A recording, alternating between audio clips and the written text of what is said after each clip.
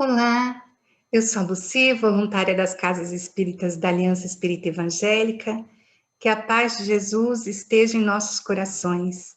Hoje vamos refletir os textos dos capítulos 9, Bem-aventurados os dóceis e pacíficos, e o capítulo 17, Sede perfeitos, do Evangelho segundo o Espiritismo.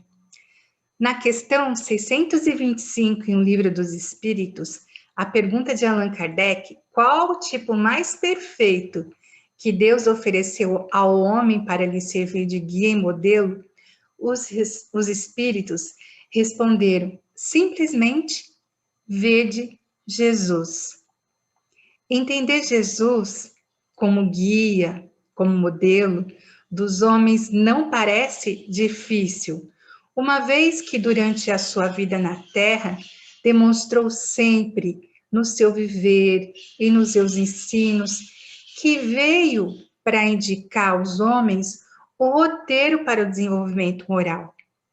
Ao declarar sede perfeitos, deixou claro que todos os homens, todos nós, podemos nos aperfeiçoar, pois Jesus falava para toda a humanidade. Jesus, ao nascer, trouxe aos homens o conhecimento da lei maior, a lei do amor, sentimento existente no íntimo de todos nós, para se chegar ao desenvolvimento intelectual e moral. Seus ensinos brilham no mundo tal qual um farol gigantesco, indicando o verdadeiro caminho para a paz e para a felicidade.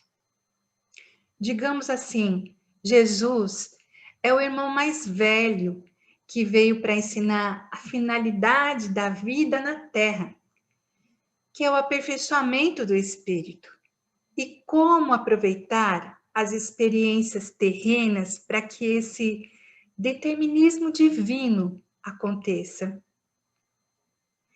Os espíritos continuam nascendo na Terra, retornando ao plano espiritual, renascendo de novo, e sempre por maneiras e canais diferentes, são sempre convidados ao amai, pois, os vossos inimigos, fazei bem, amai uns aos outros, perdoai, não 7 vezes, mas 70 vezes 7.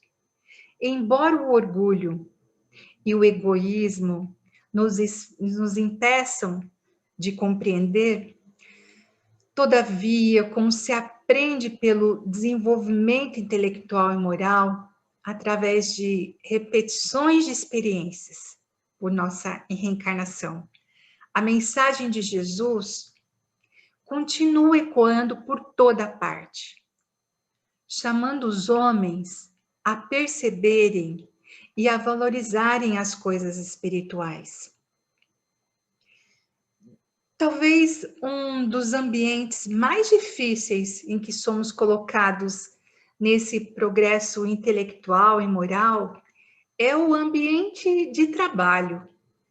O ambiente de trabalho se destaca por ser um local onde passamos grande parte de nosso tempo e nos relacionamos com várias pessoas, cada um com características distintas. E essa é a principal razão pela qual podemos considerar como um espaço abençoado de escola e um campo promissor para o cultivo das sementes evangélicas deixadas por Jesus.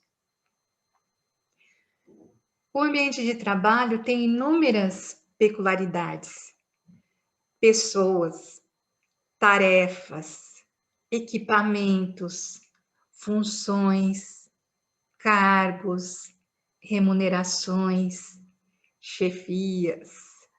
E existem tanto aqueles que são extremamente agradáveis e prazerosos, nos quais nos sentimos bem, nos quais queremos perto, nos quais crescemos, quanto aqueles que nós ansiamos por sair o mais rápido possível de perto, por se encontrar ali, às vezes, elementos que causam muitas perturbações para nós. Se trabalhamos em um ambiente que não é bom, ou com pessoas com as quais não conseguimos nos dar bem, então a gente pode se perguntar algumas coisas. Por que eu estou trabalhando aqui? O que estou fazendo nesse lugar? Existe algo que eu possa fazer para contribuir ou para aprender com essas pessoas? Há um propósito para eu estar aqui? Como a doutrina espírita ensina que nada acontece por acaso e que há sempre um motivo justo para tudo, facilmente chegamos a respostas para tais questionamentos. Esse cenário, na verdade, é perfeito para aproveitarmos as oportunidades para adquirir virtudes, independente do cargo ou da função que desempenhamos. Sempre há um vasto campo para nos aventurarmos na atividade de aperfeiçoamento íntimo. Se temos um colega de trabalho, pode até ser uma chefia, mas que seja de difícil trato, com o qual não temos afinidade, que nos causa profunda antipatia, logo surge o ensejo de orarmos por ele, assim como de exercitarmos a paciência, a tolerância, o respeito. São circunstâncias muito favoráveis para o desenvolvimento da fraternidade, do amor ao próximo, da caridade, tão ensinada por Jesus. Lógico, a caridade material é muito mais fácil de ser aplicada. Mas essa, meus irmãos, minhas irmãs, essa caridade talvez seja uma das mais difíceis. Orarmos por aqueles que nos aprisionam, por aqueles que nos trazem a falta de progresso, o mal-estar nessa caminhada. Mas fazer bem a esse próximo, fazer ao outro que gostaríamos que ele nos fizesse. Quanto mais difícil o colega, maior será o nosso mérito em fazer-lhe o bem. Orientar, esclarecer, ouvir, conversar, oferecer-nos para auxiliar, nos colocarmos à disposição para o que for preciso, tratar todos com educação, simpatia, gentileza. Além dessas, há outras pequenas ações capazes de fortalecer o relacionamento entre a equipe e melhorar o ambiente de trabalho. Vamos imaginar dois tipos de lugares. Um, onde há colegas que não se dão bem, pessoas mal-humoradas, que não gostam do seu trabalho e totalmente insatisfeitas com a própria vida. No outro, há pessoas que, mesmo não tendo fortes laços afetivos, se respeitam e se auxiliam mutuamente nas tarefas. Aprenderam a gostar, a valorizar o que fazem, entendendo a sua importância, a importância das suas atividades para o desenvolvimento da empresa.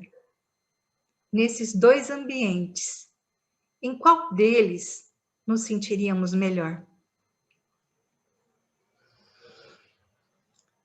Vale ressaltar que a maioria das pessoas não trabalha com o que realmente gosta. Entretanto, é necessário aprender a gostar do que fazemos, pois precisamos do trabalho material para garantir a nossa subsistência, de nossos familiares. Portanto, se não temos condições de trabalhar com aquilo que amamos, é preciso amar o que fazemos. percebemos que assim como a reencarnação nos situa num lar ou numa família, com pessoas compromissadas conosco por diversos motivos, também em nosso ambiente de trabalho, estamos cercados por indivíduos com os quais nos ligamos direta ou indiretamente. Da mesma forma que ocorre na família, é possível que existam em nossa esfera de atuação profissional pessoas que em algum aspecto dependem de nós. Temos de apurar as percepções a fim de identificar o que podemos fazer para auxiliá-la, bem como é possível aprender com elas. O fato é que estamos reencarnados aqui na Terra, com o objetivo e com um único objetivo de nos lapidarmos, de nos tornarmos melhores. Só conseguiremos isso com esforço, com disciplina, com dedicação, com empenho e oportunidades é o que não nos falta. E é por esse motivo que deveríamos considerá-las como presentes valiosos. Muitas vezes reagimos a elas com raiva, medo, insegurança. Muitas vezes desenvolvemos e alimentamos sentimentos negativos, como a mágoa, a inveja, o rancor. Somos seres humanos e, como tal, é natural que tudo isso aconteça.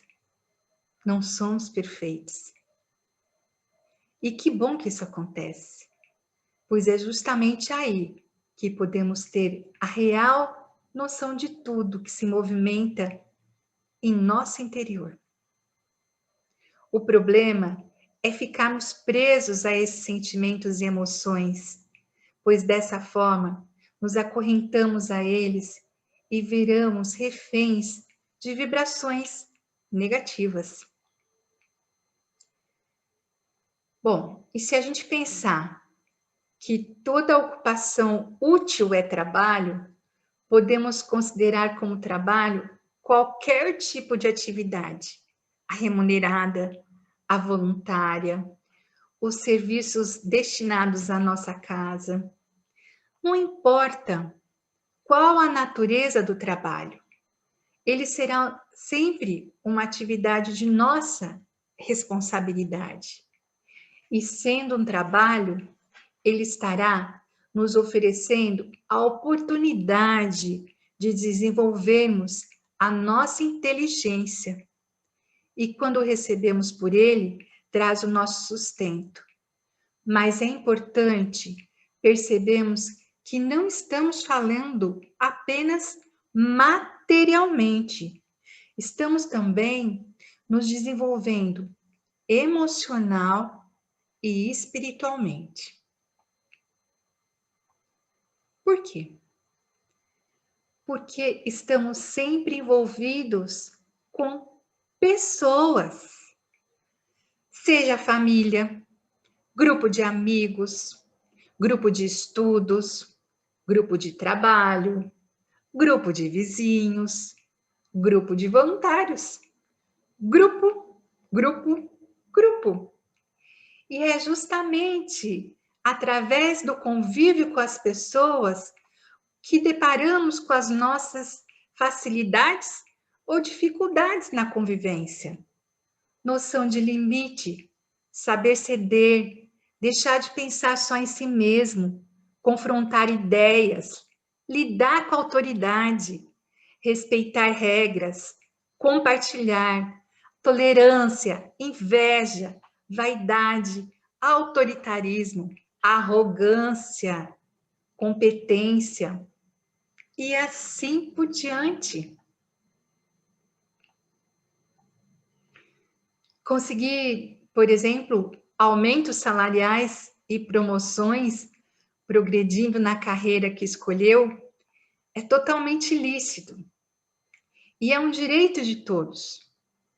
Todos nós cristãos devemos estar atentos para não prejudicar ninguém nessa trajetória. Devemos nos esforçar para vencer no mundo, porém observando ao ensinamento do Cristo. Nosso foco maior deverá sempre vencer o mundo, sabendo que os recursos materiais são necessários para se viver nesse plano físico, mas não passam de meios para alcançar o objetivo final, muito mais importante: a vitória sobre nós mesmos, sobre as nossas imperfeições, localizadas no mundo interior de cada um, com atitudes baseadas no Evangelho e na moral cristã, seremos capazes de grandes transformações e inspirar pessoas a fazerem o mesmo. Então, reforçando o trabalho, seja ele qual for, nos ajuda a desenvolver a nossa inteligência, o nosso potencial, as nossas habilidades e a convivência decorrendo dele. Nos ajuda na maturidade emocional e espiritual. É dessa forma que assumimos a responsabilidade por nossa evolução, por nosso progresso como pessoa. À medida que nós nos conhecemos melhor, nossas escolhas tendem a ser mais coerentes, mais equilibradas, pois vamos levando mais em consideração quem somos, o que nos faz bem, o que tem a ver com o nosso caminho. E com isso, nossas escolhas se expandem e nossa capacidade e discernimento também. Como é bom estarmos envolvidos, ocupados, nossa mente traçando objetivos, descobrindo maneiras para lidar com as situações, criando oportunidades, elaborando planos, realizando sonhos, auxiliando no despertar de alguém, acolhendo, compartilhando experiências, aprendendo sobre um assunto ou tema novo. Enfim, estamos em movimento. E vida é movimento, é mudança, é fluxo. Uma mente fluindo está gerando vida. Uma mente estagnada está bloqueando o que há de mais valioso no ser, a evolução, o caminhar para frente. Nós somos eternos aprendizes, não somos vítimas. Aprendemos com todas as oportunidades e experiências pelas quais passamos e retiremos delas as mensagens e lições que nos chegam. A vontade nos coloca na direção certa, guiada sempre pelo objetivo maior, que embasará todas as nossas escolhas e ações. Vontade de acertar, de fazer o melhor, de seguir adiante, tendo o Mestre Jesus como nosso orientador. Sejamos trabalhadores de boa vontade conosco mesmos.